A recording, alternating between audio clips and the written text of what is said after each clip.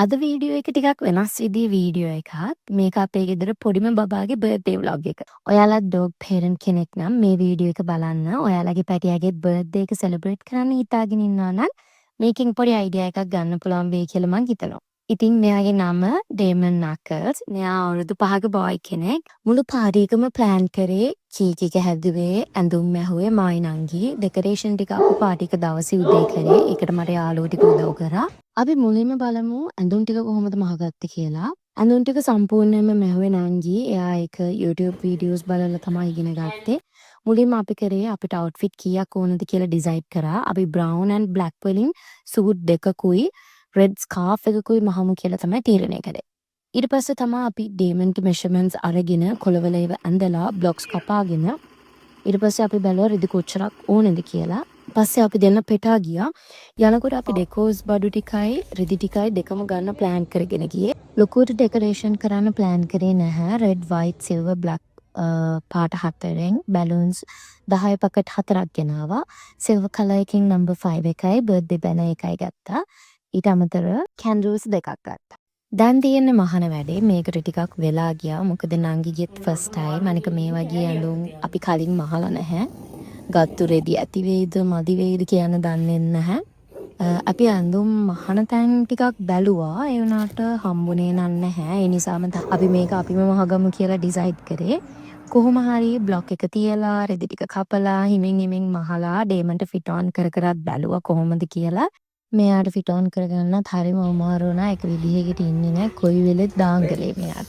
රෙදි ටික ඇත්තටම ගානට තිබ්බේ. වැඩි වුණෙත් නැහැ, මදි වුණෙත් නැහැ. බ්ලොක් එක තිබ්බ නිසා හරිම ලේසියෙන් ලස්සනට මේ ටික මහලා ඉවර කරගත්තා. ඊට පස්සේ අපි බලමු ඩේමන්ගේ කේක් එක කොහොමද අපි හදාගත්තේ කියලා. මෙතනදී මම කේක් එකක් අරගන්නේ නැහැ කියලා තීරණය කළා. මොකද කේක් එක පැණි රස වැඩි.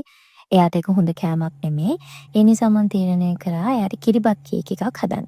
ඩේමන් හරි මාසයි කිරිබත් කන්න. ඉතින් මම මුලින්ම කරේ ෆ්‍රෙෂ් මිල්ක් දාලා කිරිබත් එක හදාගත්තා.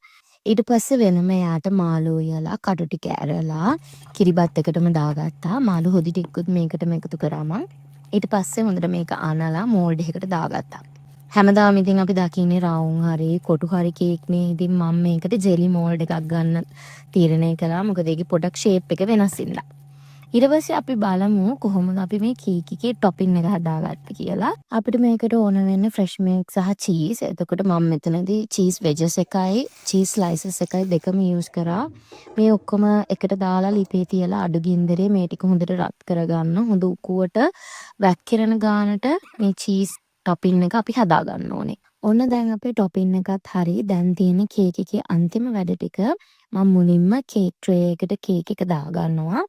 ඊට පස්සේ මම චීස් ස්ලයිස් එකකින් ඉලක්කම 5 කපා ගත්තා. ඒකත් කේක් ට්‍රේ එක මැද්දෙන් තියලා මම අර හදාගත්තු චීස් ටොපින් එක දැන් අවශ්‍ය තැන් වලට හැන්දකින් වක් කරගන්නවා. මේක එකපාර ඔක්කොම වක් කරගන්නේ නැහැ. මොකද අපිට යන්න පුළුවන්, ඉහිරෙන්න පුළුවන්. ඒ හින්දා හැන්දකින් තමයි මම මේ වැඩේ කරගත්තේ.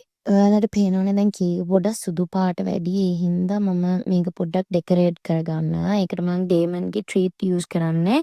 එයාගේ පොඩි පොඩි බිස්කට් වගේක් තියෙනවා. එක එක ෂේප්ස් වලින් මම ඒකේ කීපයක් මෙතනට දානවා. ඊට අමතරව පොඩ්ඩක් කලර්ෆුල් ගතියයි ඩේමන්ගේ රෙඩ් ස්කාර්ෆ් එකටයි මැච් වෙන්නත් එක්ක මම දෙලුම් ඇට ටිකක් පහේ ඉලක්කම ළඟට දාගන්නවා. දැන් නම් අපේ කේක් එකේ වැඩ ටික ඉවරයි. මේක තමයි අපේ කේක් එකේ ෆයිනල් ලුක් එක.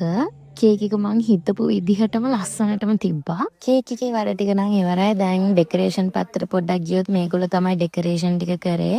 බැලුම් බෝල් ටික පුම්බලා පේපර් රිබන් එක යටින් යට ගහලා හදාගත්තා. තේමනුත් සැරින් සැරේ ඇවිත් බලලා යනවා මොකද මේ වෙන්නේ කියලා. මම ඩෙකරේෂන්ස් වලට තව මල් වගේක් ගත්තා. white and red lilies ගත්තේ කලර්ස් වලට මැච් වෙන්න. කේක් එක විතරක් කියනකොට ටේබල් එක ටිකක් පාළුයි වගේ හින්දා මම කේක් ටේබල් එක උඩ තියන ඩේමන්ගේ ට්‍රීට්ස් ජාර්ස් දෙකකුයි ෆෘට් ග්ලාස් 3කුයි හදාගත්තා. මේ ෆෘට් ග්ලාස් හදාගන්නකොට මම අරගත්තේ දෙලුම්, අඹ, ස්ට්‍රෝබෙරිස්, බනානා මේවා ඩේමන්ගේ ආසම පළතුරු. ග්ලාස් ටික හදාගන්නකොට මම මීකිරි ලේයර් එකයි ෆෘට්ස් ලේයර් එකයි දාලා තමයි මේක හදාගත්තේ. එතකොට අර ලස්සනට කලර් කම්බිනේෂන් එක අපිට ග්ලාස් එකකින් පේන නිසා. මේ ටික හදනකන් ඩේමනුත් සැරින් සැරේට ඇවිල්ලා එක එක කාලත් ගියා. මම පළතුරු දාන්න යූස් කරේ වයින් ග්ලාස්. හැබැයි ඩේමන්ගේ ට්‍රීට්ස් ටික දාන්න මෙතන ග්ලාස් බොටල් එක තමයි මම පාවිච්චි කරන්නේ. එතකොට මෙයාගේ ට්‍රීට්ස් ජාති දෙකක් තිබුණා. ඒ දෙකම මම කවල මේ බෝතල් දෙකටම දාගත්තා. දැන් අපේ කේක් එකේ වැඩයි කේක් ටේබල් එකේ වැඩයි ඒ ඩෙකොරේෂන්ස් ටික ඔක්කොම ඉවරයි. ඔන්න අපි කේක් එකයි එයාගේ ෆෘට්ස් චාර්ට් එකයි ඔක්කොම ටේබල් එක උඩින් තිබ්බා. බර්ත්ඩේ බැනර් එකයි නම්බර් 5 බැලූන්ස් ටිකත් එල්ලගත්තා. ගෙදර අයටයි ළඟම යාළුවෝ කීප දෙනෙක්ටයි තමයි අපි ඉන්විටේෂන් යැව්වේ. ඉතින් එයාලා මේ වෙනකොට ඇවිල්ලා හිටියේ. ඒගොල්ලෝ ගෙනාපු තෑගි ටිකත් මම මේ ඩෙස් එක උඩින් තියාගත්තා. එයාගේ ඇඳුම් ටිකත් එතනම තියෙනවා. මෙයාට තාම ඇඳුම් ටික ඇන්දුවේ නැහැ. මල් ටිකත් ටේබල් එක ළඟින්ම ගෙනල්ලා තියාගත්තා. දැන් ඉතින් පාටි එකේ සෙටප් එකයි ඩෙකොරේෂන් කේක් ඔක්කොම වැඩ ටික හරි. දැන් තියෙන්නේ අපේ බර්ත්ඩේ බොයිට ඇඳුම් ටික අන්දව ගන්න තමයි. මුලින්ම අපි බ්‍රවුන් සූට් එක එයාට ඇන්දුවේ. මේ විදිහට මුලින්ම කෝට් එක අන්දලා පස්සේ තමයි එයාගේ රතු පාට බෝ එක ඇන්දුවේ. ඊට පස්සේ ඉතින් ඩේමන් කේක් එක ගාව ඉන්න ලස්සනට පෝස් කරා. හැමෝත් එක්කම ෆොටෝස් ගත්තා. අපි එයාට ට්‍රීට්ස් දුන්නා. එයාගේ ඉතින් කෝලම් ඉවර වුණාට පස්සේ ඊළඟ ඇඳුමට මාරු කරා බ්ලැක් සූට් එකට. ඒක අන්දලත් එයාගේ ෆොටෝස් ගත්තා. අපි හිතුවේ එයාත් කලර් එකෙන් බ්ලැක් නිසා බ්ලැක් සූට් එක එයාට එච්චර මැච් වෙන්නේ නැති වෙයි කියලා. ඒ හින්දා තමයි අපි බ්‍රවුන් සූට් එකකටත් ගියේ. ඒ වුණාට මට නම් හිතෙන්නේ එයාට බ්ලැක් සූට් එක තමයි ලස්සනටම තිබ්බේ. ෆොටෝස් වලත් හරියම ලස්සනට තිබ්බ බ්ලැක් සූට් එකෙන් ගත්ත ෆොටෝස් ටික. දැන් නම් එයාට පොඩ්ඩක් එපා වෙලා වගේ ඉන්නේ. ඒ නිසා අපි කේක් එක කපන්න හදන්නේ. එයාගේ බ්ලැක් සූට් එක ගලවලා එයාගේ රෙඩ් ස්කාර්ෆ් එක අපි ඇඳුවා. ඩේමන් හැපි බර්ත්ඩේ සින්දුව දන්නවා. එතකොට එයා ඒක ඇහෙනකොට ඒක කියන අය ගාවට තමයි එන්න බලන්නේ. එදත් එහෙම තමයි කේක් එක ළඟින් අයින් වෙලා එයා අපි ළඟට ආවා. ඊට පස්සේ ආයෙ තාත්තා එක්කම ගිහිල්ලා කේක් එක ගාවින් කොහොම හරි තියාගත්තා. ඊට පස්සේ අපි ඊටිපන්දම් දෙක ඉවර වෙලා එයාට කේක් එක කන්න දුන්නා. ඔන්න ඔහොම ඉතින් ඩේමන් කේක් එකත් කාලා එයාගේ බර්ත්ඩේ පාටි එකත් ඉවර වුණා. මම මේ වීඩියෝ එකටම ඩේමන්ගේ බර්ත්ඩේ ෆොටෝස් ටිකක් දාන්නම්. ඒකත් බලන්න. ඔයාලට මොනවා හරි දැනගන්න දෙයක් තියෙනවා නම් කමෙන්ට් එකක් දාන්න. ඊළඟ වීඩියෝ එකකින් හම්බ වෙනකන් ගිහින් එන්නම්. Thank you for watching. Bye.